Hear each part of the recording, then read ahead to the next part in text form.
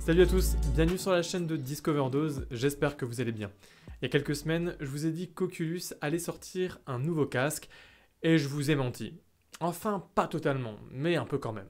En effet, ça faisait 2 à 3 mois qu'il était impossible de se procurer un Oculus Quest 2, et à ça, la raison est assez simple, c'est que les pads faciales venaient irriter certains utilisateurs. Pendant presque un an, Oculus a réglé le problème en offrant des VR covers, mais force est de constater que déjà ça devait coûter cher à l'entreprise et puis aussi que c'était pas terrible pour l'image de marque puisque ça donnait l'image d'un casque qui était encore plus en kit que ce qu'il n'est déjà. Et ça, Oculus, il kiffe pas trop. Voici donc arrivé le tout nouveau Oculus Quest 2 qui vient régler ce problème de pad facial et qui vient aussi ajouter une nouvelle capacité de stockage.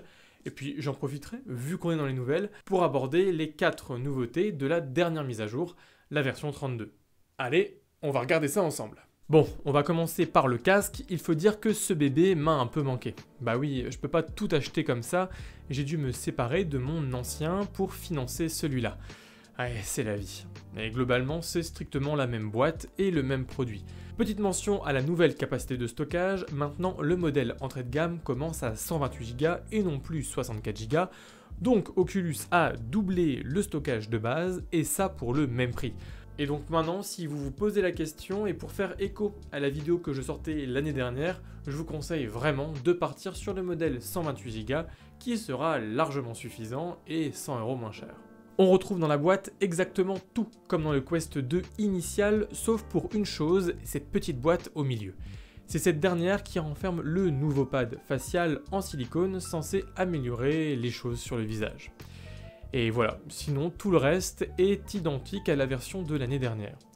Bon bah du coup on va regarder d'un peu plus près ce pad et en fait c'est pas vraiment un pad mais simplement une cover en silicone qui vient se placer autour du pad textile. En ce sens ça me rappelle un petit peu la vidéo que je vous avais fait il y a quelques mois sur les accessoires pour l'Oculus Quest 2 où je vous avais aussi présenté une cover faciale en silicone blanc que je trouvais pas forcément terrible, mais là elle est un petit peu mieux quand même. Car déjà, bonne surprise, le silicone est de bonne qualité et assez souple. Lors de la pose, seconde surprise, il vient entourer presque tout le pad facial, ce qui lui garantit un bon maintien. Et franchement, ça rend juste trop bien, on n'a même pas l'impression d'avoir le pad textile, mais un tout nouveau pad facial en silicone, noir, mat et efficace, je suis vraiment bluffé. Par contre, c'est bien juste une cover qui vient se placer au-dessus et rien d'autre. Les VR covers gardent donc leur intérêt sur de nombreux points. Déjà, ils sont plus rembourrés, ce qui va largement améliorer le confort. Ensuite, ils ont un système de blocage de la lumière au niveau du nez, ce qui est pratique pour renforcer l'immersion. Et enfin, la structure même du pad, celle qui vient se clipser sur le casque, est conçue avec des évents pour laisser passer l'air et donc favoriser l'aération du casque contre la buée. Alors que sur le pad standard Oculus, vous n'avez pas ces évents, donc c'est assez facile d'avoir la buée qui s'installe sur les lentilles. Bon, tout ça c'est bien, mais en jeu, ça donne quoi? C'est pas forcément fameux. On reste toujours bien sur un équipement de base. Alors ici, l'avantage c'est que ça n'absorbe plus la sueur, et c'est donc beaucoup plus hygiénique, mais on est toujours sur un pad assez peu confortable et qui m'irrite un peu. Après une bonne heure de jeu, on peut clairement voir que mon visage a bien morflé, raison pour laquelle je vais favoriser encore maintenant les VR covers, qui sont pas très chers et diablement efficaces. Et sinon, à part ça, le contrat est aussi rempli pour Oculus puisque le stockage est bien doublé. Et quel plaisir maintenant, en installant tous mes jeux, de voir qu'il me reste encore 70 Go de stockage disponible, et tout ça pour le même prix que l'Oculus Quest 64 Go de l'année dernière, c'est un geste que j'apprécie beaucoup. Bon, à côté, je vous en parlais en introduction de la vidéo, il y a également une mise à jour, la version 32 pour l'Oculus Quest, qui vient tout juste de sortir et qui apporte 4 nouveautés. Des nouveautés qui sont déjà sorties et vous pouvez normalement déjà avoir accès sur vos casques. Pour commencer, la première nouveauté est une application Oculus Move, donc une application un petit peu de santé, qui a été complètement remaniée. Cette application Oculus Move est sortie en novembre l'année dernière, environ un mois après la sortie des casques, et elle était assez sommaire, basique, mais elle marchait assez bien. Ici, elle a été entièrement revue et maintenant on a ici un affichage un peu sous forme d'agenda ou de calendrier pour pouvoir suivre votre évolution de dépenses caloriques dans les jeux ou les applications en fonction des jours, ce qui va vous permettre un petit peu bien de voir votre évolution et puis aussi de faire des pauses puisque Oculus conseille, et ils ont totalement raison, de ne pas forcément faire beaucoup d'activités tous les jours, il faut aussi vous reposer.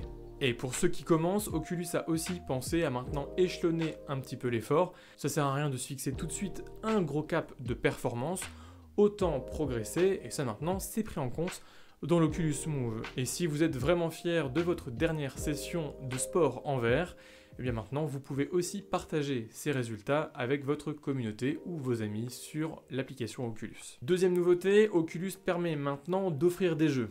Alors ça, non, c'était déjà existant, mais maintenant vous pouvez aussi offrir des jeux directement dans l'application et le store Oculus quand vous portez le casque. Il suffira tout simplement d'aller sur les 3 petits points du menu et de cliquer sur l'option « Offrir à un ami ». Troisième nouveauté, c'est tout simplement le renforcement de l'aspect communautaire, avec maintenant tous les amis, qu'ils soient Oculus ou Messenger Facebook, centrés sur un même onglet, sans pour autant mélanger les deux communautés, puisque Oculus précise bien que vos amis Oculus ne voient pas vos amis Facebook et vice versa. Et enfin, dernière nouveauté, qui est donc la quatrième nouveauté, c'est tout simplement la possibilité de synchroniser ces médias entre le casque Oculus et votre smartphone. C'est, je pense, la plus grosse nouveauté de cette mise à jour et ça vient encore renforcer Infinite Office, ce qu'essaye de développer Oculus et Facebook, c'est-à-dire de développer un vrai environnement de travail, un vrai bureau au sein de la réalité virtuelle. Et donc ici, cette option de synchronisation des médias va vous permettre, lorsque vous enregistrez une vidéo en réalité virtuelle, tout simplement de synchroniser cette vidéo directement sur votre téléphone.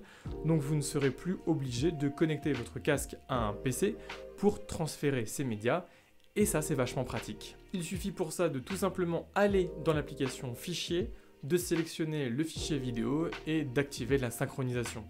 Après, je vais pas vous mentir, je trouve que c'est encore un petit peu bancal et j'ai mis vraiment quelques dizaines de minutes à juste synchroniser un média, mais je suis persuadé que quand ça sera un petit peu mieux implémenté, c'est vraiment une fonctionnalité géniale.